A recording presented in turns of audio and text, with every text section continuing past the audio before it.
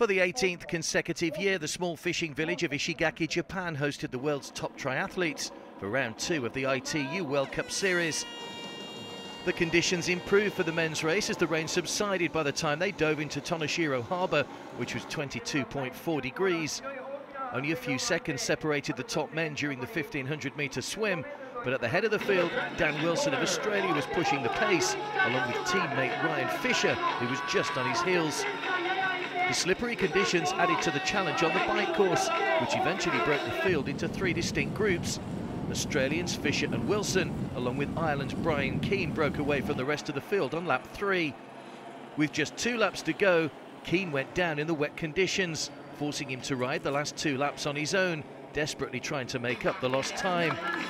Wilson and Fisher then came off the bikes with a comfortable margin over Keane, who was a minute behind by the time he got into his running shoes.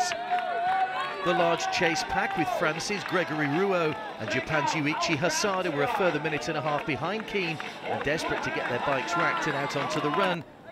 Fisher continued to pull away from Wilson throughout the 10 kilometres and by the end of the first lap was 30 seconds clear of his fellow countryman. Wilson, meanwhile, was being chased down by Keane, who was slowly reeling him in, eventually overtaking the Aussie for second place on the final lap.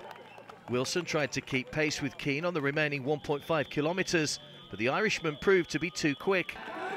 Ryan Fisher had time to celebrate his first World Cup victory in style with an emphatic win, leading the race almost in its entirety. Keane claimed his first World Cup medal despite crashing on the bike, with one of the grittiest performances so far this season. And Dan Wilson made a welcome return to the podium with the bronze.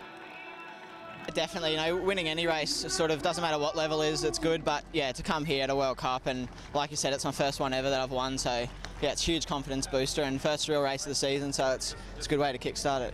Second podium you always got to be pleased with. It's my first World Cup podium, so fourth to Malulabar, kind of bit of messed that one up and felt I missed the podium there, so it's pretty sweet after a crash last week in Auckland to come back and get a second opportunity, crash again, but still finish second.